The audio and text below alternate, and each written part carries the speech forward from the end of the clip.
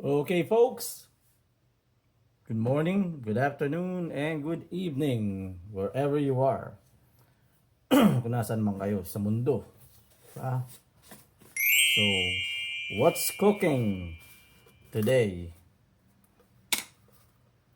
Well, ang ating lulutuin ngayon ay beef and broccoli. Okay?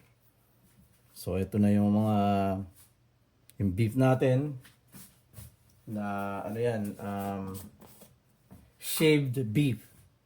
So, thinly sliced. Manipis lang siya. Ang gagawin muna natin, mamarinate muna natin. Wala tayong baking soda pero baking powder pwede na siguro.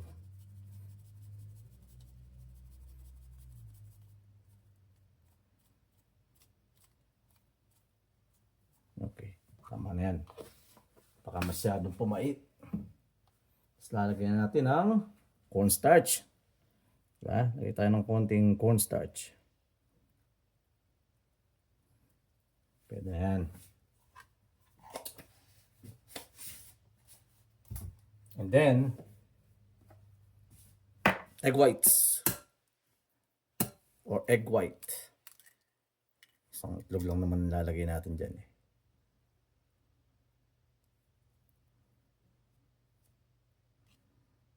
Yun. Tapos lagyan natin ng konting asin. Para kumapit na yung flavor ng konti sa ating karne, di ba? Okay, that's good.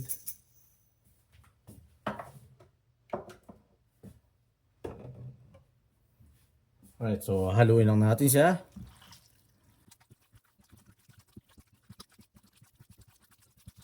Siguraduhin lang natin na halong-halo para even ang spread ng ating mga marinating ingredients na ginamit natin.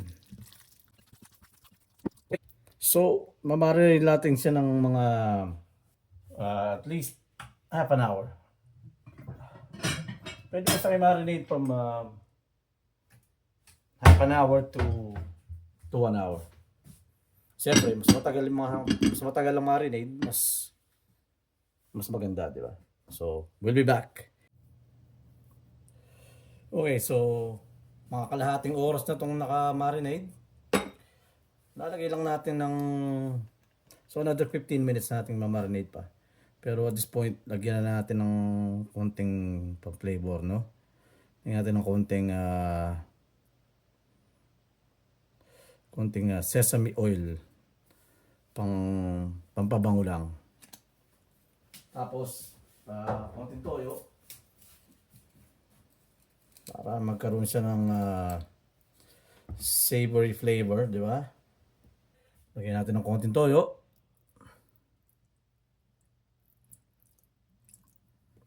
Tama na yan. Okay na yan. Huwag na masyadong maalat. Ano lang yan. Pang savory flavor lang. Okay. Tapos, hahaluin natin. Bango ng sesame oil.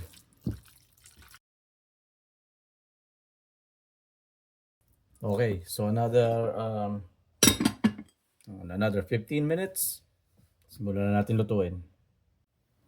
Okay, so in the meantime, habang pinamarinade natin yan, pwede na tayong gumawa ng ating sauce para sa ating beef and broccoli.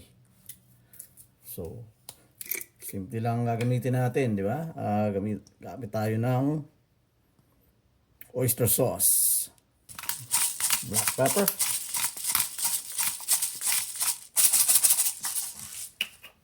tapos konting tubig.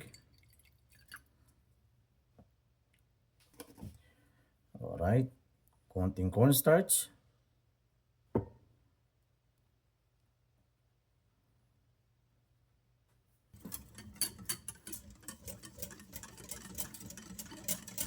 Lalagyan pa natin ng konting oyster sauce. Yan.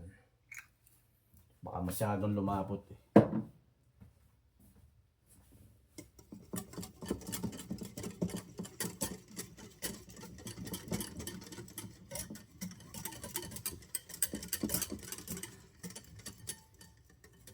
Konting tubig.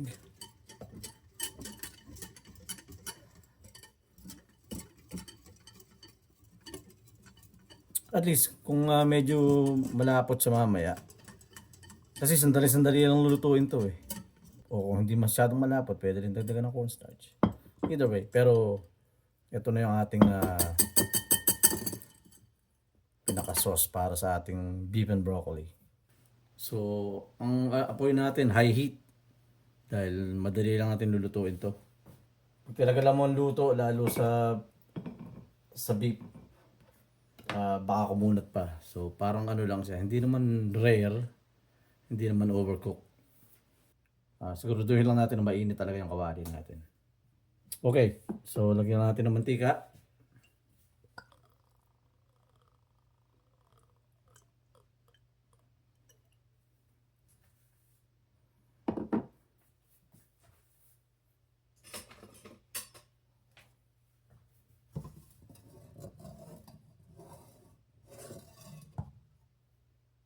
Okay.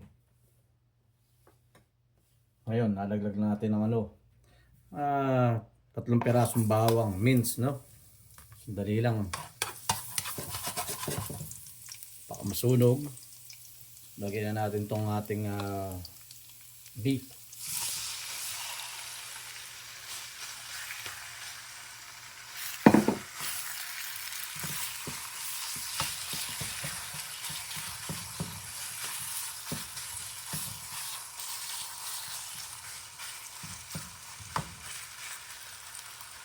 So siguraduhin lang natin na maluluto lahat evenly.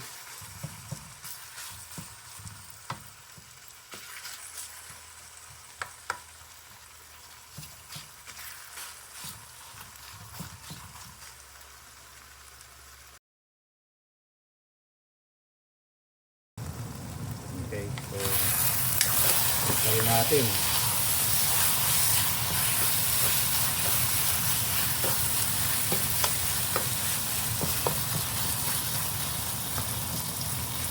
Kasi manipis lang yung mga hiwa niyan, kaya madaling maluto yan.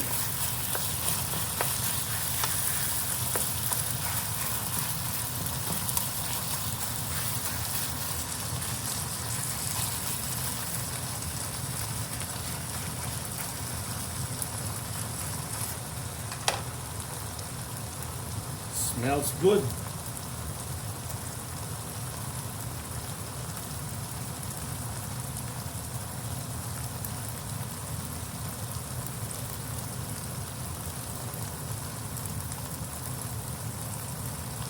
Okay. Ulit natin. So wala tayo nakikita ang pula na.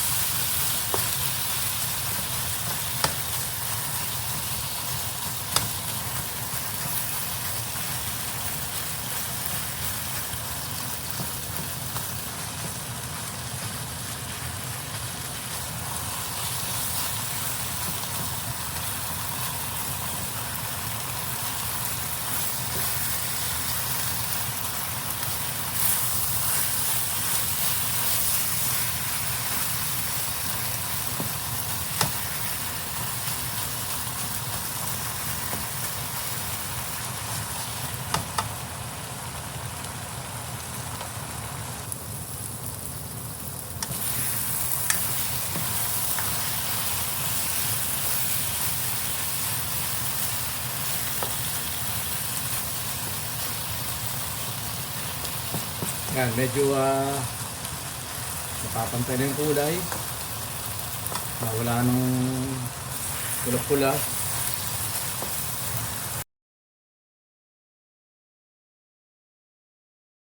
Okay.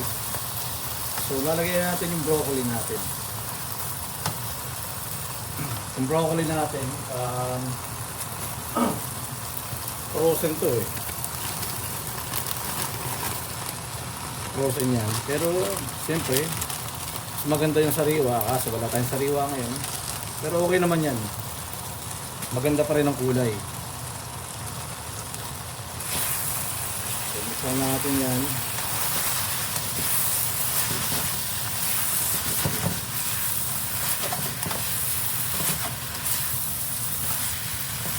Well, frozen natin nilagay, siyempre lalamig yan, di ba? Mawawala yung init.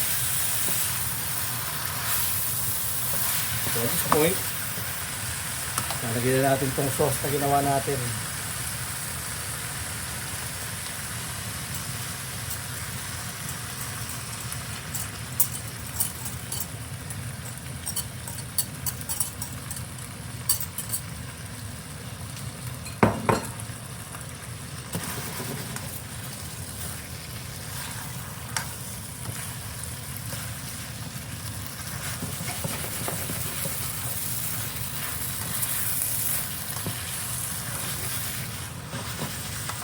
Lagyan natin ng konting tubig. Dahil baka masyadong lumapot. Diba? O sunog ang ilalim.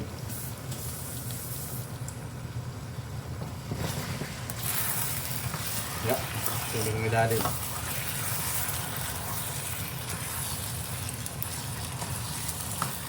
But, yun na yan. That's it.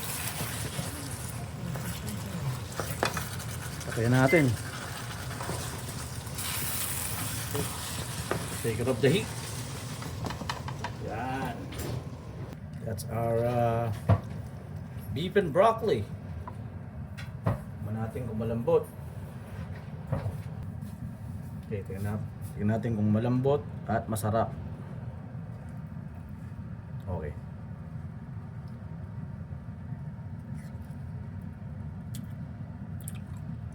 Oh. Oh yeah. That is good. Ayos. Panalo. Rapsa. That's it. And now, dinner time.